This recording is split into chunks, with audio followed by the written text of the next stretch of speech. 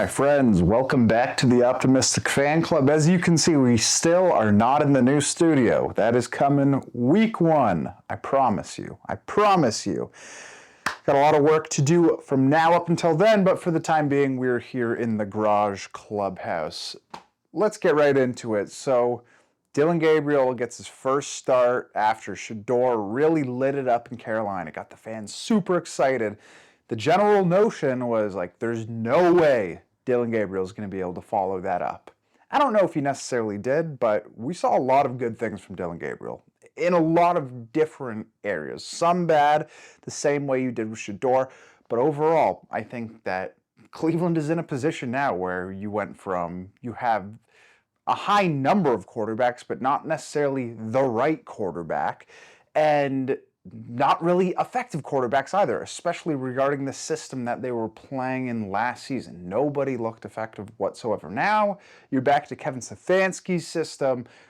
Get the quarterbacks in there, the young guys, they're moving the ball downfield, they're converting on third downs, they're doing all these little things that are ultimately amounting back into productive football. Because there's a lot of people who are going to look at this and poo-poo it, and everyone has on Twitter for the most part. Like I put out some positive tweets regarding Dillon Gabriel, and everyone just goes, it's preseason. It's like, is it? Is it really preseason? I did not know that this wasn't the regular season and that these games didn't count towards the standings. First of all, you don't need to tweet that. Everybody knows that. But this is usually coming from people who put no value in preseason football, either because they never played it or they don't really understand the value in preseason football. Like, if you're arguing that, I don't think you've ever touched a football field. Like, these things matter. Preseason football matters. No, it does not mean it's going to translate into success as the season goes on. But this is the thing. How many good quarterbacks, in terms of being productive and legitimate NFL starters, were bad in preseason? The answer is none of them. They were all good. So that's an indication that things can improve. I understand the other argument saying that not all quarterbacks who do good in the preseason turn out to be good. A lot of them turn out to be bad. I completely agree and understand that notion. However, the reason why people are excited with what we've seen from Shedeur and what we've seen from Dillon Gabriel is that they did well enough to spur some thought, being like, okay, if they themselves continue to develop, and if the coaching staff really leans into this development, they could be actual franchise quarterbacks. And that's just the matter of the fact. Doesn't mean it's going to happen. And people will try to like hold your feet to the fire and be like, see what you said they'd be good. That's not what we're saying. We're saying they did well in this game. And relative to the fact that they are rookies who have never played in the NFL and they go out and they're productive, that is a very good sign. That shouldn't be controversial whatsoever. We're going to get more to my Twitter because we're in some mini wars right now. We need the fan club to show up and show out, support your boy. Go follow me on Twitter, aka X. I hate calling it X, but I will link it down below. However, again, let's get into Dillon Gabriel and his performance and how it stacks up to Shedeur Sanders. So, right out of the gate, first play, I thought that he looked a little bit shaky, and you're like, oh man, like he looks pretty small. And you know, just to build on that really quick, when people are saying like, oh, he stands eye to eye with Kyler Murray, it's not the same thing. Like, he is not that tiny size. Like, he looks closer to Russell Wilson than he does Kyler Murray. Does he have all the same mobility? Definitely not Kyler Murray's. Could he maybe have Russell Wilson's? Perhaps. Russell Wilson is actually one of the great scrambling quarterbacks of all time, though, when he was in his prime. So that's a big thing to stack him up against. So I'm not going to go that far. But considering the hamstring, the this, the that, I thought that the first few plays, he had some happy feet, but he did enough to keep his eyes downfield. And then to convert on like multiple third downs, like the first one being a 3rd and 10, to make those plays was really great stuff. And they go down, they score on that opening drive. It would have been nice to give him an opportunity to try and throw into the end zone and see if he could match what Shedeur did. But that's ultimately not what is needed. You're just looking to score by hook or by crook, no matter which way it comes, hand the ball off, get in the end zone. He did his job. Dillon Gabriel did his job, and he did it well in those scenarios. On the 3rd and longs, he conducted the offense well. It was a smooth operation, and things were looking good. But what really stood out with me with Dillon Gabriel, and it's probably what everyone saw, is that he was just in rhythm and on time. And he's in rhythm and he's on time, and the ball's coming out quick to the first option. Like, I remember my coaches in university, they always used to talk to the quarterbacks and say, one in the hand is worth more than two in the bush, meaning that if you got something right here and right now, take it, versus holding on for something that could potentially be better within a pass progression. So to see that, it's like, okay, he's getting the ball out quick, and that is really what playing quarterback is about at the end of the day. You do have to make the special plays 3 to 4 times a game, sometimes more if you're in some crazy sort of shootout. But to be an NFL starting quarterback, that's what it is. You get the ball out quick, you get it into your playmakers' hands, and you allow your playmakers to get you yak. And that's what was happening with Jamari Thrash, who I think we got to talk about a little bit later, really stepped up. And again, people will say, it's preseason. He wasn't doing those sorts of things with the yak in the preseason last year. So let's stop this whole it's just preseason thing.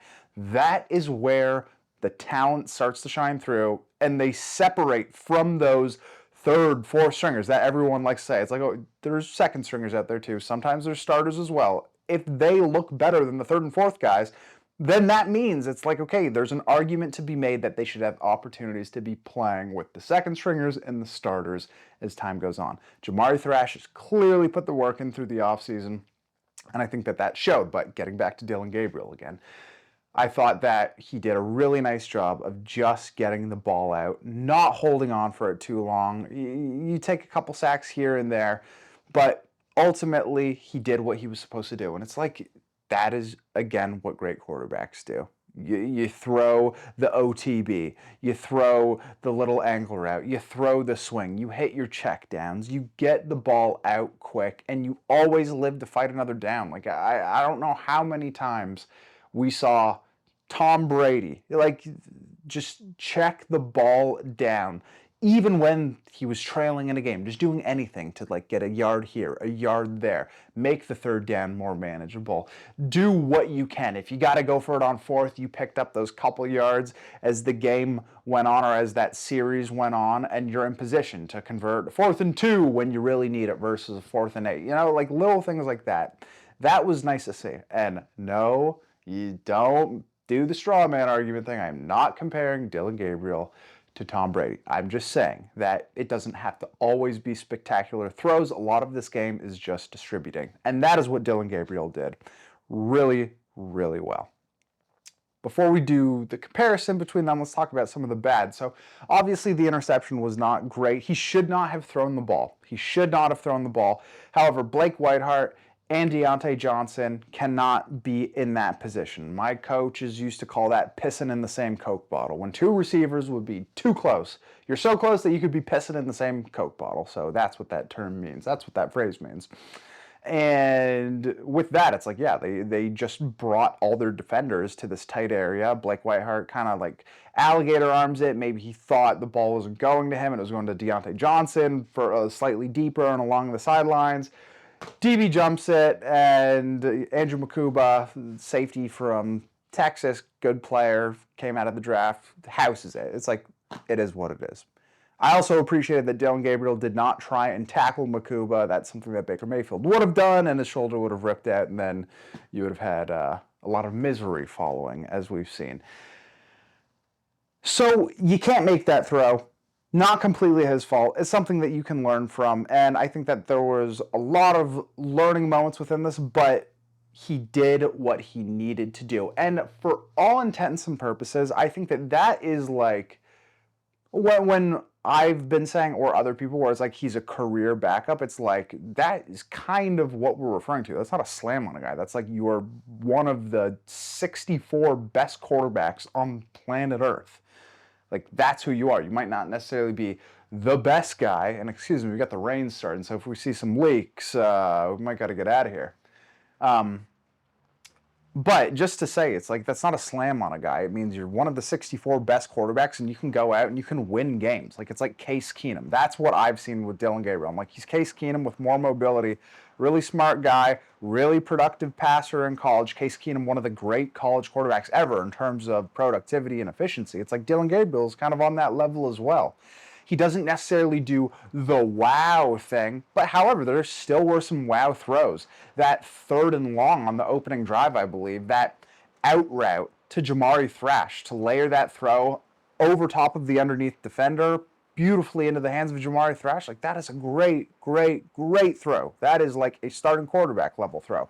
It's just, can you do that multiple times over? And then this is where we got to get into the conversation of Shedeur versus Dillon Gabriel, because I think if you broke it down in terms of the ABCs, the 1, 2, 3s, the simplicity of playing quarterback and what you're asked to do and just doing the little things right, I do think that Dillon Gabriel played better in that regard. And you got to stay with me here. Don't rage, quit, and comment yet. You got to hear what I'm saying. In terms of doing what you had to do, of getting the ball out quickly, on time, delivering it catchably to your players on the easy, simple throws, I thought that he was better than Shedeur Sanders. I thought that there were times in the Carolina game, maybe it's just nerves or whatever, where he's missing some guys in the flats. Maybe they're, part of it being miscommunications with new receivers. But overall, like, there were just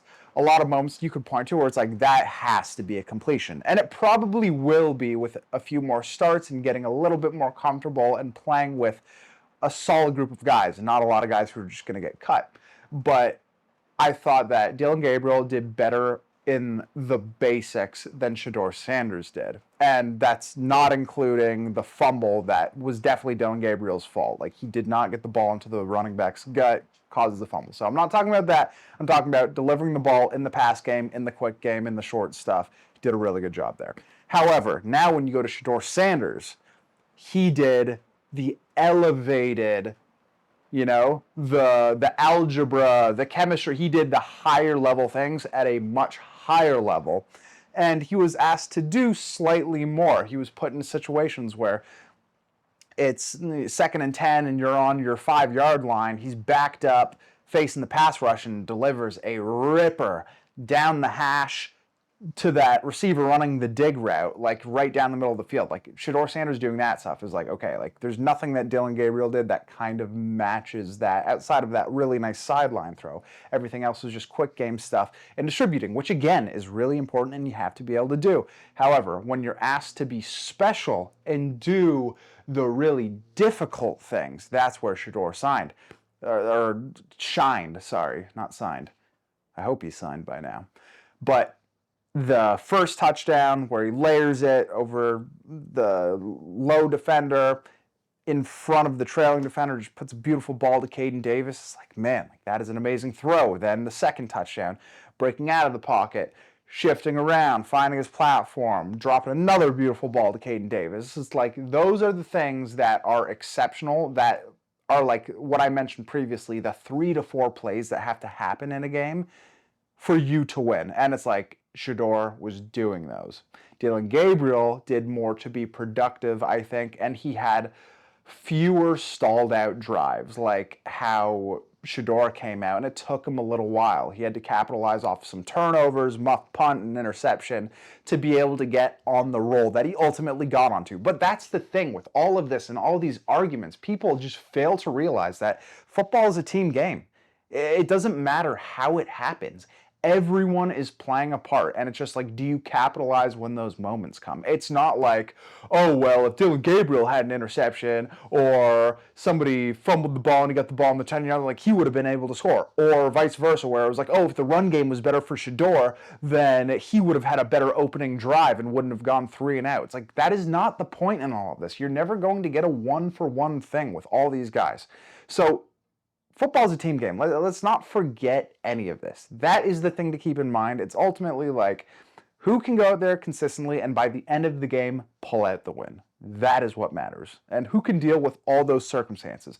Quarterback has to be able to control all the variables. everything. That's why they are paid what they are and why they are a leader of a team. And my friends, if I disappeared into the darkness there, I really do apologize. I got a skylight here. It's very inconsistent with the lighting. We got a rainy day. All that to say, this is still probably better production quality than 99% of the people talking about football on the internet. So, and you guys are going to love this new studio. So, all that to say, let's get back into this and just put a bow on it. I think if I had to pick my quarterback from what we've seen, it's like I'm still going Shedeur because I think he's done the special better. He did the special better. And I think that it's easier to remedy the basics. The fact that you can do the exceptional is a great sign. And the fact that the basics are the basics, you can always improve on the basics. So I have more faith in that. However, Dillon Gabriel is no slouch, and he is no scrub. And this dude deserves respect. He deserves to be on this team. Kenny Pickett, get out of town, brother. And, you know, Kenny Pickett actually does seem like a very good veteran presence to have, like the way how he's always communicating with his guys, like he's taking on a leadership role. Anytime you see behind the scenes stuff, like it seems like the boys really mess with him, and like that's great. But I just think he's going to be a valuable piece as a backup for another team, and Cleveland is better utilized to go into this season with Joe Flacco, and I think Shedeur's got to be the number 2. I'm still sticking with my prediction that October 19th against the Dolphins is when Shedeur gets his first start. But all that to be said, I don't think that we can make these arguments that it's like, Gabriel's this midget loser. Like, he's a very good quarterback. He deserves the respect. And we should be respecting the process and what this front office and coaching staff saw in him, because it was clear right there. It's like, he can do this job. He can do it. And with us saying that, again, all these people who have smooth brains are like, this is the preseason. It's like, once again, we know that. We're saying that because they did well in this instance, relative to their experience in the NFL, that is worthy of future development. That is what we are saying here. Not that they won the Super Bowl. It's crazy. And with that being said, we're going to touch on just a final thing at the end of this, just to like talk about what we saw, because I think there's a lot of great receiver battles. I think our defense is looking very, very nice. But I want to talk about this tweet that I had, and I'm going to have to pull it up here so we can accurately represent what I have said. Basically, I tweeted this out yesterday. Notice how multiple quarterbacks look good in Stefanski's system again. The guy can coach. Please think back to the Browns before him when you're calling for his head. So basically, all that I was saying in that statement is, do you remember the 20 years that we spent? If you're my age, I was born in 95. The Browns were gone 3 days after I was born, or 3 days before. I forget. I'm a December kid. Like, the Browns just disappeared off the face of the earth right after I was born, or right before. I forget which one. They come back in 99. I'm like 3.5, whatever. Still not watching football. But I really started watching football around like 03, 04. And Cleveland sucked my entire life. Like, I didn't even get the 02 playoff appearance. And now we got the sun coming back out, so we got to adjust this again. But all that to say, I never saw good Browns football in my life. And then Kevin Stefanski comes along and gets this team to the playoffs his first year as head coach and wins coach of the year. And the offense is actually potent. I remember watching in 2020 being like, oh my God, like, this is actually boring. We just run the ball down people's throats and we win all these games. It's like, it's not this crazy heartbreak, cardiac arrest moment where you get the rug pulled out from under you at the end of the game anymore. Like, that is how good they became in 1 year with him. And I have a lot of people commenting stuff being like, the coach has no impact on that. It's because they spent the most money in free agency. It's because Baker Mayfield carried them. It's because Nick Chubb. It's like, okay, on one hand, yes, you need good players to be a good team. On the other hand, if you think that coaching doesn't matter in football and that building a culture doesn't matter in football, and especially doing those things when you're turning around a terribly dysfunctional franchise who's been horrible, I'm sorry, you've just exposed yourself for really never having stepped, not even just on a football field, but like in the arena of sports. Coaching is so crucial. It is the biggest difference maker. If you take the same roster and you give the roster to Freddie Kitchens and Kevin Stefanski, that is the difference that you see. If you give that same roster from Bill Belichick to Gerard Mayo, and I know that there wasn't that crazy divergence between them, but you get what I'm saying. If you handed the same core group of players with two different schemes and two different coaches, you're going to get two completely different outcomes with a lot of consistent individual performances. But as a team, as your cohesion, as your operations go, it's not going to be the same. Like, and this is what I was saying with all this stuff. People forget how dysfunctional the Browns were. They tried to trade for A.J. McCarron and didn't get the trade in time before the deadline because they were celebrating. It's like, that's the kind of stuff. And I know we can point to like, well, we signed Deshaun Watson to the biggest contract ever. It's like, guys, once again, we know that. We've heard this story before. But you need the context. You've all been memory holed with all of this stuff. Go back. So many teams were trying to trade for Deshaun Watson.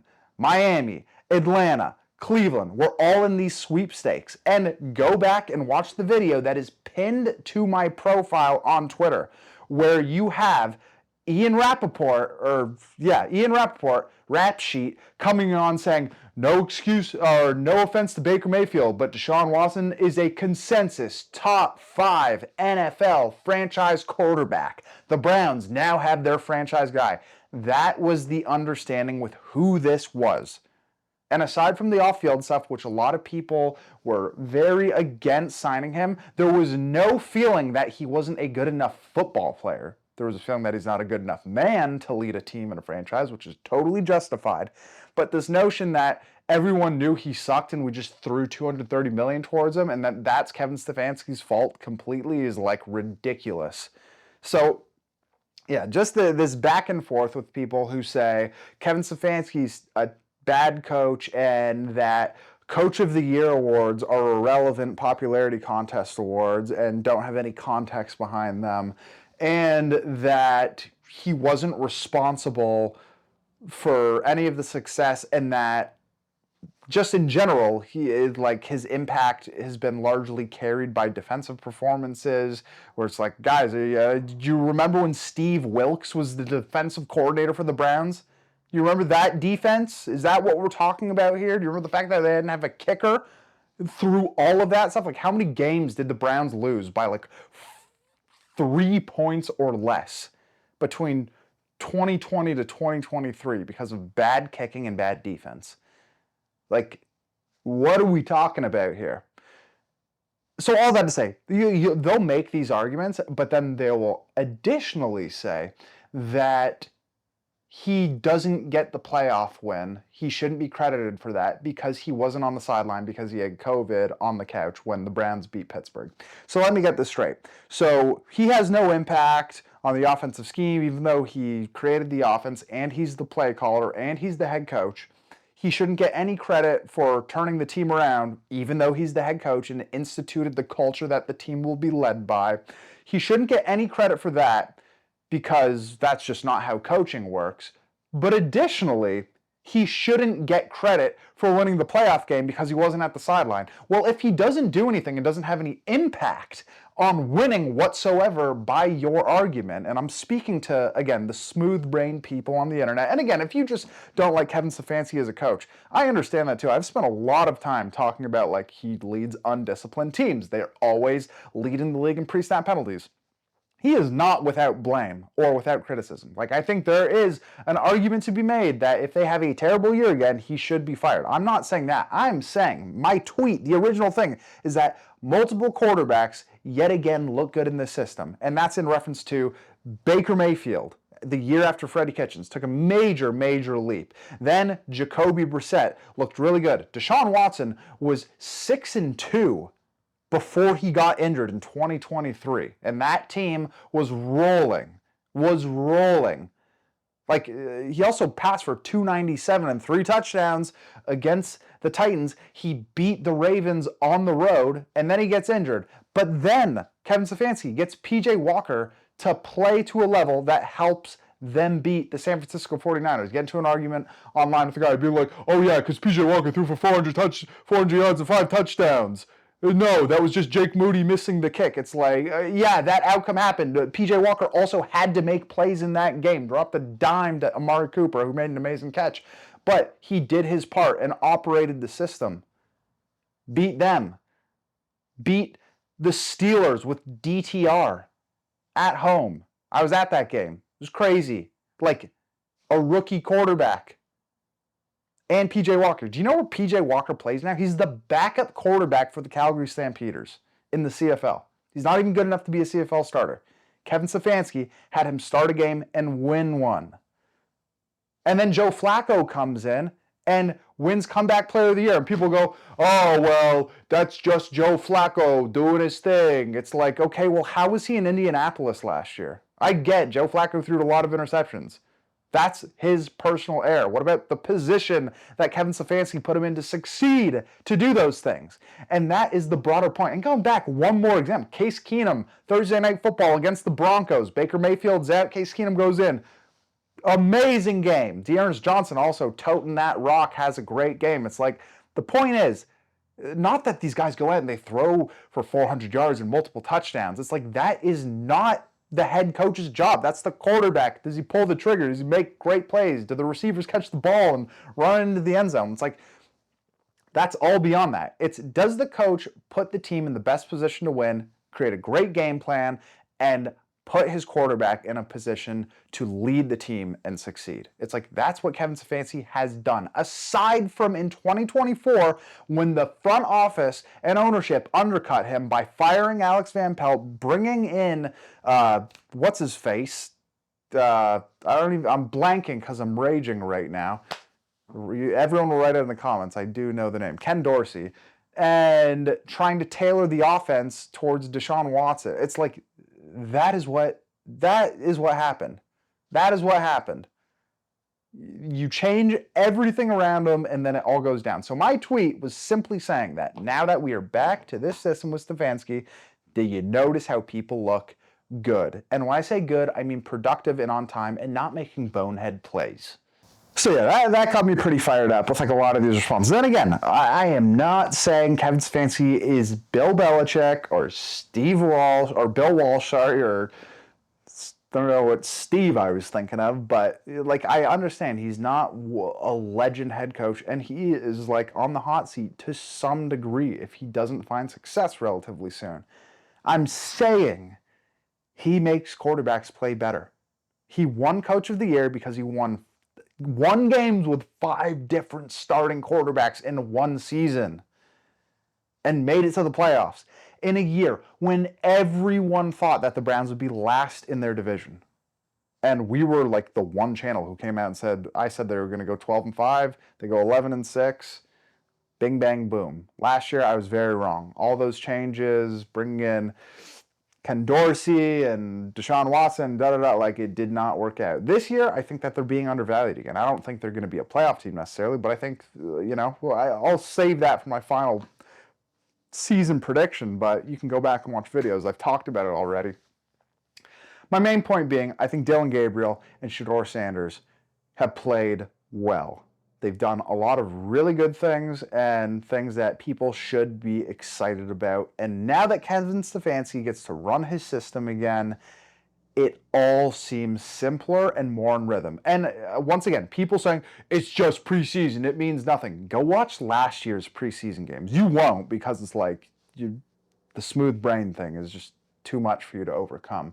But they looked terrible last preseason. Terrible. And you could feel it immediately that they were going to be a bad team. Go watch that Packers game. They could not run the ball. They couldn't move it. They couldn't pass downfield. They couldn't protect. Yeah, there's protection issues this year. Yes, there are some questions about the depth of the O-line, absolutely.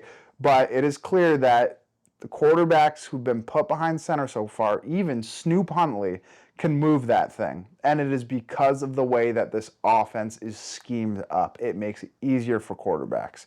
So, with that being said, let's just touch on just some final points because I think that there are some arguments where we should see some like kind of shocking moves.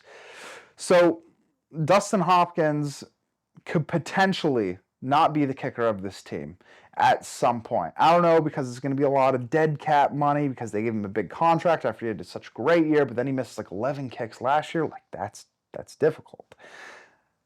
Then though, Amani Marshall, like you look at that guy, and I think that there's a conversation to be had that was like, do you go with a guy like that over Jerome Ford? I don't know. I think that that would be a big stretch, but I think if you're going to have Jerome Ford, Quinshaw Judkins, as long as he isn't like suspended for a crazy long time, and Dylan Sampson, and you're going to have one guy lingering on the practice squad, to go Pierre Strong or Amani Marshall, like, I think I want to go with Amani Marshall, not Pierre Strong. I think Pierre Strong, as explosive as he is, I feel like he consistently has errors that limit him from really reaching his full potential. Like even the way he carries the ball. Go look at it. Like he's one of these guys who's carrying the ball out here while he's running like Shady McCoy. It's like, you're not Shady, bro. Get that across. 3 points of contact at all times. He's just kind of always a liability at some point that he's going to make a mistake that is back-breaking. So, I don't know. Maybe you roll with Amani Marshall. But then when it goes to receiving, I think you go with Jerry Jeudy, Cedric Tillman. I think Jamari Thrash is going to get a ton of playing time. But then you got LeVarden, the returner, Gage LeVarden, who's valuable, fast. Like we actually had jet sweeps that were working. Like that's how talented this guy is, apparently. Then Caden Davis, who I feel like is kind of very similar to Cedric Tillman. And then you got like just so much depth behind that, but then you have guys who you brought in who are bigger names like Deontay Johnson who just like really are not playing well. Like he is not complimentary in the sense of he makes everyone around him better. He can do great things himself, but he doesn't really make everyone better around him. Kind of like gets caught in these situations where he always seems that he's a little bit too close to the issue. And you can kind of point to him and be like, was that his fault? Like the interception. It's not all on him. Blake Whiteheart has to get it out of the way. But, I like Blake Whiteheart a lot more than I like Deontay Johnson relative to their positions. Like Blake Whiteheart, to me, should be the third tight end on this team without a doubt. Like it should be Harold Fana, David Njoku, and then Blake Whiteheart. I thought Blake Whiteheart had a lot of good play last year, like the Raiders game, the Steelers game, and the Snow Globe game. I thought he was really solid. So I think that there's some conversation to be had to, shake things up a little bit and finally get away from this movement of like rolling with guys who are like a bit more high profile names. It's like do the thing and shake it up and reward the people who go out there and do it the right way and grind their ass off. So, all that to say, I think there was a lot of good things. I think that defensively, like the team was looking really good. And like when you imagine this group with Mike Hall and Mason Graham and Myles Garrett, and then like Jawan Briggs has been playing well. Nathaniel Watson, who they drafted last year, had a really solid preseason so far and is like kind of becoming a special teams demon. Like that's super, super valuable. But then also, too, you have these undrafted free agents like Donovan McMillan, who I think really looks the part as a safety out there. And like that's kind of an area that I thought they would be a bit more aggressive with in the draft. They got Ronnie Hickman, who's been solid, but has been shown he can be exposed. They got Grant Delpit, who I think is like going to take a big leap once again. I think that he will turn out to be one of those really, really solid back-end players in the league. And I think he's been consistently growing year by year since his rookie year when he tore his Achilles. Donovan McMillan could be a really, really nice piece in there. His college coach had some very high praise for him. But then you got guys like Cam Mitchell as well, who were drafted and who just don't really seem to be taking that next step. And they're consistently on the wrong end of a big play. So I think this final preseason, this week of practice and this final game, it's really important, man. Like, this is going to be kind of coming down to the wire for a lot of these position battles, and it's a good position for the coaching staff and the organization to be in. Make them make tough decisions, and I think that that's coming at every level. That's going to be coming at quarterback, that's going to be coming at running back, that's going to be coming at receiver, linebacker, and D-line in particular. So it's going to be exciting to see how it all shakes out. Let me know what you guys think. I know this was a very big ranty episode, but in conclusion, let's give Dillon Gabriel his flowers. This is a good competition for him and Shedeur to have. I don't think it's as toxic as people have tried to make it out to be. That whole thing of like trying to weaponize what Dillon Gabriel said was so stupid. And it was like, just once again, use your brain and stop being clickbaity. But I think the team is in a good position. And when I say good, you got to qualify everything for all these smooth-brained fellas out there. When I say good, I don't mean Super Bowl good. I mean much improved from a 3-win team. I think that things are moving in the right direction, and I'm excited about that. So, thank you so much. Appreciate you for tuning into the Optimistic Fan Club. Like I said, week 1, we're going to be live in the new studio. Guys, if you have not watched one of these live shows, it is literally like the most fun thing, the best way to decompress late night after Sunday night football, having a drink, watching the game, hanging with the guys and the gals, and talking the Browns and other NFL topics. So we'll do one final video after this last preseason game, and then from there, we'll be full steam ahead, working towards the 2025 season. Thank you so much. We'll see you in the next one. Follow me on Twitter. Join the Patreon for free, because we're going to be bringing that back, and we'll see you next time.